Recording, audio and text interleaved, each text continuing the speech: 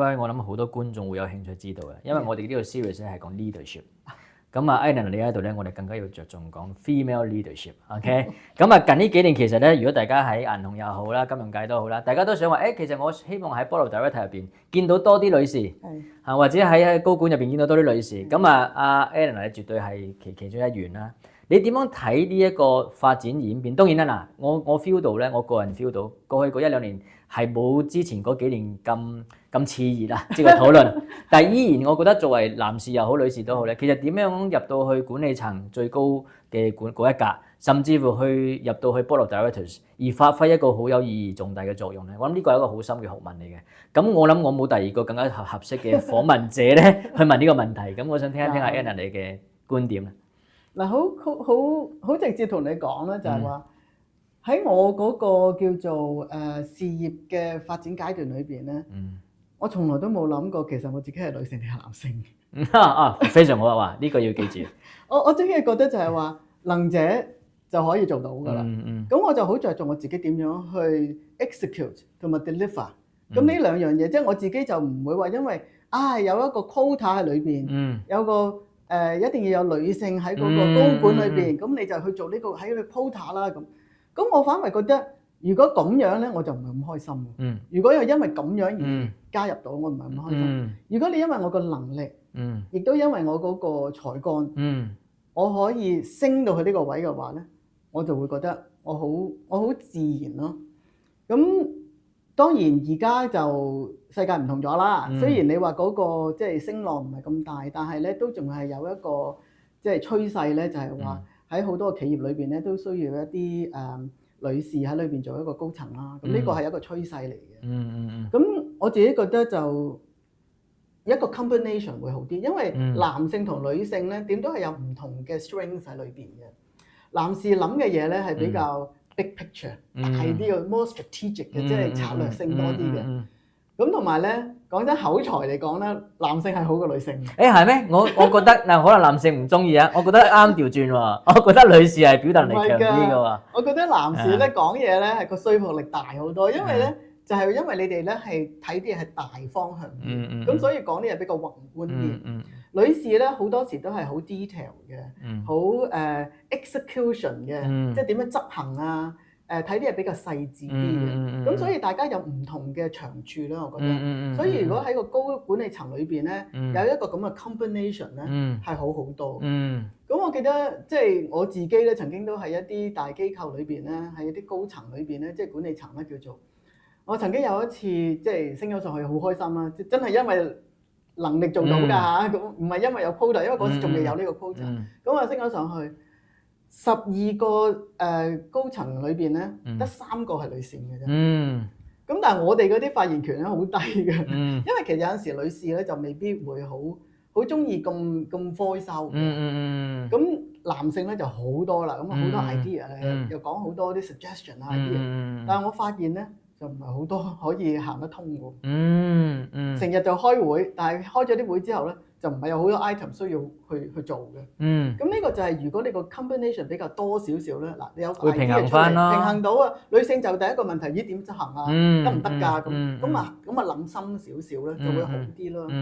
咁所以我覺得趨勢嚟嘅，我哋唔可以 ignore 呢一樣嘢。但係如果你作為女性嘅話，我諗女性仲有另外一樣嘢咧，就係點去平衡家庭生活同埋公司啦。你公司好忙，但係你返到屋企，講真。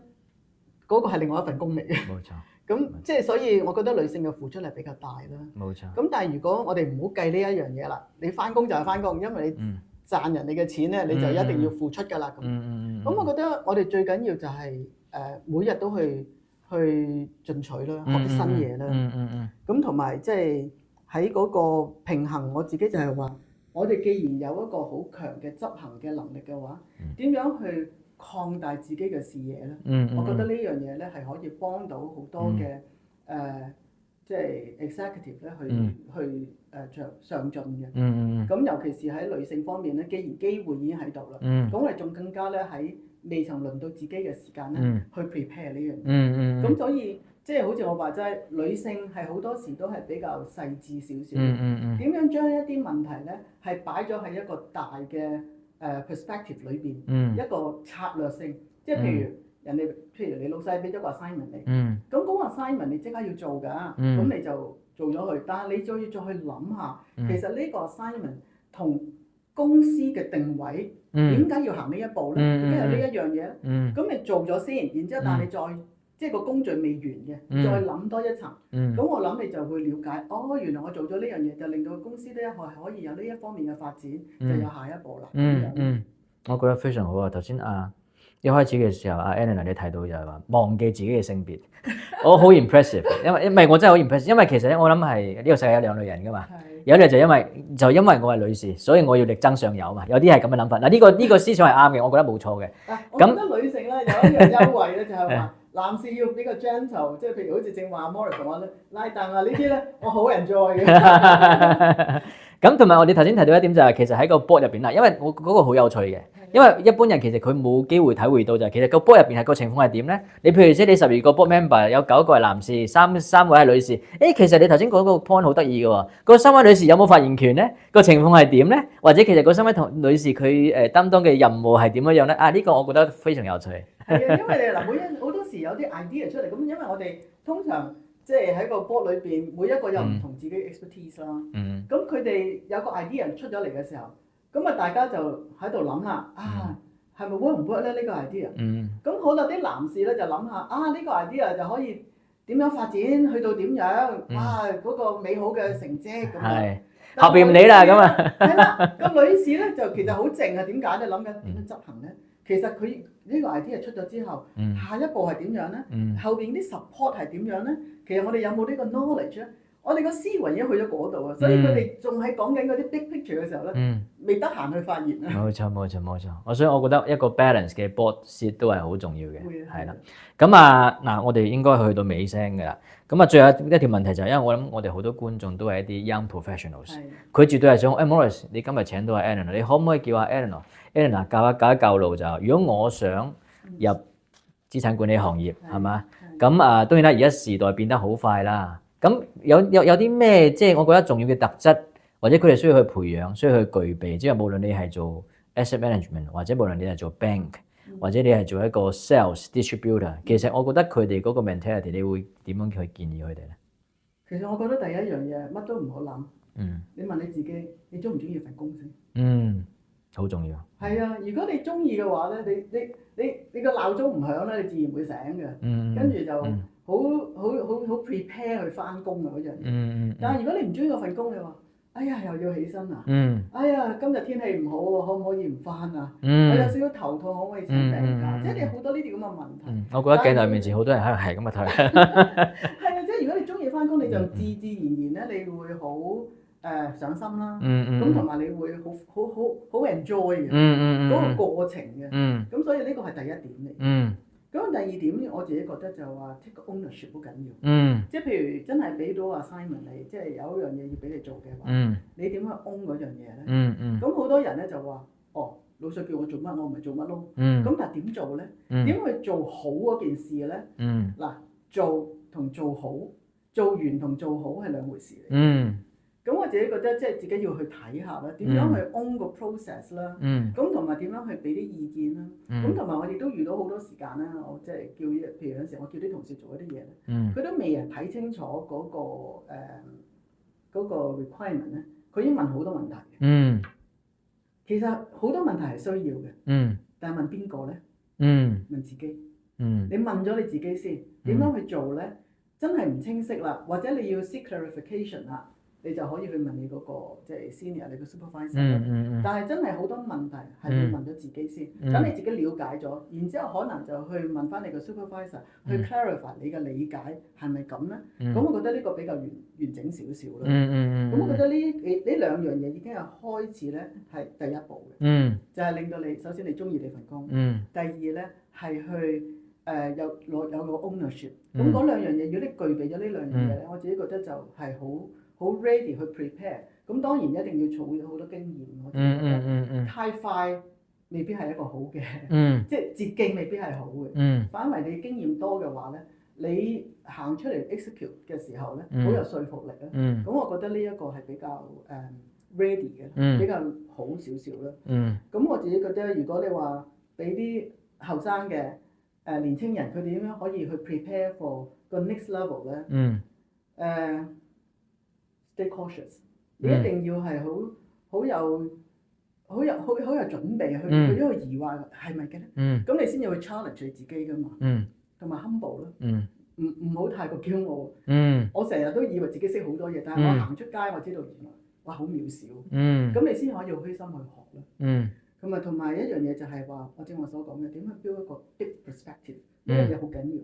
即係如果唔係咧，我哋只可以喺一個自己好細嘅範圍去做。但係如果你可以睇啲大型嘅 bigger picture，你自己嘅 contribution 點樣去令到間公司喺最頂層可以發用到咧？呢一樣嘢咧係一個好 strategic thinking 嚟。咁所以如果我覺得年青人可以具備到一個strategic thinking 咧，combine with 佢個 execution skill 咧，咁呢個就已經係 ready，以後就係一個好成功嘅一個 leader 嚟嘅。我都代緊6代，好有用嘅 advice。咁你頭先提過阿 Eleanor 就係話要第一樣嘢要中意份工啦。咁而呢一樣嘢其實最 challenging 嘅，即係好多人覺得就係我啱啱畢業嘅時候，其實我首先我唔知道我自己興趣喺邊度啦。即係好多時興趣就係話我讀乜嘢專業，咁我咪入咩行啦。或者譬如即係邊行揾錢，我咪入咩行啦。呢個第一啦。咁但係我會另外一個問題就係話，如果有啲嘅年輕人佢覺得其實我好迷茫，即係意思就係其實。唔好話講到興趣啊，其實我就係諗緊就係點樣過咗呢一日嘅啫，即係星期一係想死啦，即係好似頭先咁啊，即係鬧鐘係咁撳完之後又再撳啦，死都唔起身啦，咁啊係咁望星期五啦，望放假去日本啦，即係點樣喺呢一個過程，因為其實我諗個 career 嘅 development 唔係一帆風順噶嘛，好多時其實當然啦，有啲人我哋見到發展好快嘅，出嚟做咗10年嘢咧，已經係去到 senior manager 啊 director， 有啲人其實頭10年嘢咧係橫行噶，突然之間就跳咗上去都有嘅。呢啲咁嘅經驗，其實你會點樣勸我哋嘅 young professional 就話點樣去經歷翻呢一個？我覺得係一個唔容易經歷嘅過程嚟嘅。或者當你係做緊一份，其實你未必係中意，但係你唔可以話呢份工唔中意就辭職，轉另外一份工唔中意又辭職，咁你就玩完㗎啦嘛。你會點樣去？有冇啲咩錦囊咧？你覺得？我成日咧就將即係人生規劃啦，即係舊陣時咧我就諗60歲完㗎啦。我唔知60歲之後。有啲咩嘢啦嚇，咁但係如果你嗰個工作能力係由20歲中20零歲大學畢業，去到40歲，去到60歲，咁你呢樣階段你點樣劃分你自己咯？咁初出嚟做嘢我諗2-3年真係好迷茫嘅，同埋即係尤其是而家就一個比較競爭大嘅社會咧，仲更加難去揾嘢做啦。就算我哋嗰陣時機會係多好多，但係都未必係揾到自己啱嘅嘢。咁我都覺得我都同意嘅。咁但係我自己覺得頭嗰2-3年咧，儲備嗰個工作經驗係好簡單，好重要嘅。我完全係唔簡單，係好緊要。即係譬如我記得我同一個大學畢業嘅即係後生仔傾嘅時候咧，佢都話同返學好唔同啊！我哋返學起身。醒咗，清洗完之後唔上堂咯。但係返學又返工又有準備咯。喺心情上邊咧，除咗你個儀容啦，你個心情又有準備啦。咁但係就未必係你自己，好似話齋揾到一個你自己中意嘅工。咁所以我覺得嗰2-3年咧係要去了解自己嘅。即係好而家就好容易啲人就話，究竟你係 I 人啊定係 E 人？咁所以你要了解你自己，你係咪一個好中意係一啲analytical 嘅人啊，好中意分析啊，好中意去做一啲數據上邊嘅工作啊，或者你好中意見人嘅，你話我唔中意坐喺寫字樓，或甚至乎你俾寫字樓唔緊要，我等陣要見客嘅，我要同人傾偈嘅，咁你咪了解你自己咯。咁我覺得呢個係最基本嘅了解先。咁然之後你咪去揾一份前場嘅工定係後場嘅工咯。即係好似我自己嗰陣時。如果你俾我一份後場嘅工咧，我諗我完全做唔到。因為我對於啲數據分析啊嗰啲咧，我覺得好悶啊。頭一個禮拜已經辭職啦。會㗎，即係我唔中意坐喺度咁樣咯。但係我可以坐喺度，但係因為譬如有個客戶嘅要求，我要去準備啲嘢俾佢，我完全冇問題。但係我中意同人嘅接觸嘅，咁所以我就揾一份前線嘅工作。咁但係呢個都係經過好多嘅自我了解咧，我先係揾到呢個答案。咁所以我自己覺得頭嗰幾年，如果話一啲年青人出咗嚟社會裏邊係好迷茫，呢個完全明白嘅。但係只不過我亦都奉勸咧，就唔好跳槽得太快。有好多咧幾個月跳一份工，即係譬如有時我都請人嘅時候睇完啲 CV，我話哇，你投嗰5份工，每份工都做咗幾個月啫，或者有啲1年嘅喎。咁其實你對間公司都未了解，或者一間公司裏邊係好大嘅，你入咗去一個工作崗位，你未必中意，但係你可以轉去其他部門咧。咁你即係你要揾個方法去做噶嘛，咁呢個亦都係個歷程嚟嘅。咁所以我自己覺得年青人喺頭嗰幾年咧係比較迷茫啊，或者去摸索咧，呢個係正常嘅。咁亦都應該擺多啲時間去了解自己。咁但係去到中段嘅30零歲至到40、50歲，我自己覺得嗰段時間咧係一個可以真係發揮啦。因為你已經對自己好了解。咁亦都係應該照你咧，就喺一個工作上邊，你已經知道你自己嗰個方向唔係咁大㗎啦，收窄咗嘅。咁你可以去 specialize 咗自己啦。咁然之後再努力去 prepare for 你嗰個 next level 咯。咁其實我見到好多嘅比較即係我哋叫做醒目嘅人啦，其實佢做咗即係以我自己識嘅好多個都係，都未夠10年，佢已經係可以升到 director level。咁嗰啲係真係好叻。咁佢哋咧頭嗰幾年咧係好用功去譬如話而家考好多牌咧，因為而家即係講真太多人啦，咁你有一排旁身咧就點都好啲嘅，即係 interview 嘅機會都大啲。咁好啦，俾個機會你之後，你記住同自己講，呢一個只不過機會係俾咗你，但係你有冇個下一步咧，就你自己嘅發揮咯。咁我見到好多真係叻嘅年青人咧，佢大咗10年度咧。講真，你已經遇到嘅乜嘢咧？係你人生嘅中階段，結婚啦，有小朋友啦，咁你又要養父母啦，供樓啦，咁所以你應該好清晰你自己嘅路向。咁因為就好似我正話所講，點去 prepare 自己 for the next level 啦。咁話有機會嚟嘅，唔好錯失喎。因為有時有啲人咧就唔係好識去掌握機會㗎嘛。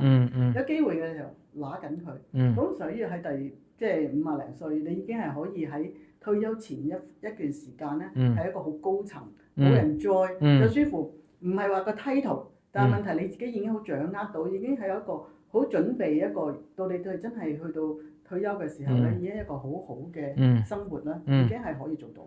我完全同意啊，同埋我覺得係頭先阿 Ellen 你重複提咗好多次，就要認識自己。即係好多時我諗個迷茫係因為就係話其實個根本原因係唔認識自己。包括你頭先講過，有啲人可能做咗10年咧，佢已經去到 director 或者 senior management 嘅 level。呢班人咧，其實我見到係有一般嘅一個 common 嘅特質，就係咩咧？佢哋好認識自己嘅。其實佢哋未行出大學之前咧，佢已經知道自己想做啲乜嘢嘢嘅，同埋已經係譬如鋪排嗰個 CV 啦，開始做 internship 啦。其實每一步都係計劃咗嘅，每一樣嘢佢哋都已經係知道就係我朝住嗰樣。咁所以呢啲人咧係冇咁容易覺得好沉悶啦，或者做啲嘢冇意義啊。咁所以我覺得就其實係有秘訣嘅，簡單嚟講。我舉一個例啦，我接觸過一個年青人咧，咁佢咧就入咗間銀行嗰度做啦。咁但係即係你知咧，初大學畢業喺銀行嗰度，你講真唔係好多嘢可以俾到你做嘅，因為你經驗未夠。咁我記得嗰段時間咧，就銀行好着重去做好多 KYC 嘅。咁佢咧就負責啲 KYC 啊，負責啲 proposal 啊，都係其實最主要都係 check 翻啲客戶嗰啲資料啊，咁令到即係佢係合乎嗰個銀行嘅標準。咁佢同我講，佢話其實我唔係好中意做呢啲嘢，好悶啊。咁我話你中間會唔會眼瞓嘅？佢話會啊，就係對住嗰啲文件咧，真係瞌眼瞓。我話咁飲杯濃啲嘅咖啡先。咁我但係雖然你好悶，但係我話你應承我2年之內唔好辭工。我話呢樣嘢好緊要。冇錯。呢一啲係好 fundamental 嘅嘢嚟。咁佢就無論佢話，咁如果我要再向上進展一啲，我要做啲乜嘢咧？佢話銀行都有啲 training 俾我，咁我話你對於呢個有冇興趣啊？佢話冇啊，都係啲好後場嘅嘢。咁我話不如你考定個牌先啦。咁佢又走去考咗個 CFA。咁我話嗱，趁你仲係啱啱大學畢業，你對於考試咧應該係好掌握到嘅。如果你畢業得耐，你做得嘢耐咧，你未必考到嘅。咁佢真係一次過考晒成個 CFA。咁嗰時佢做緊銀行，咁佢就話咁點啊？咁我話等機會啦。咁後尾佢真係入咗一間asset management company。有一個比較低層，我話嗱，好低層嘅咋，俾個機會你做啦咁。佢做好快，半年啊，就由一個 support 即係一個即係 assistant 嘅位咧，即刻轉去做一個 manager 咧，係可以即係幫手去見客。首先都係開始咧，都係做啲 presentation 嘅啫喎。即係只不過我哋話佢啲英文又好啊，中文又好啊，又有排啊，咁啊，所以咧將啲一個好簡單嘅故事咧係編排到，令到啲客戶可以好容易接受。佢全部都係做呢啲好基本嘅嘢做起。跟住我記得係一段時間咧，嗰啲基金經理有啲咩嘢，佢話誒嗰個客咧又問呢啲嘢，你同我答佢啦。係可以俾佢自己負責，佢唔高級嘅。但係就攞到呢個信心喺裏邊。咁跟住就好快啦，一步一步咁上啊，基金經理啊，做 manager 啊，跟住vice president 啊 director。咁啊擁有自己嘅家庭、小朋友、買樓，全部做晒。好 encouraging。係啊，即係我覺得成功例子有嘅，但係問題你自己肯唔肯去 commit 你自己？頭幾年好辛苦。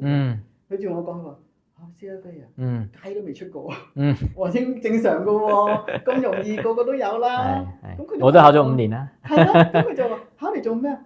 我話但係你而家有個卡喺個身裏邊安全啲啊嘛。係啊。即係你話好多理論嘅未必係 apply 到，但係喺個學習過程裏邊，你一定係學到好多嘢。同意。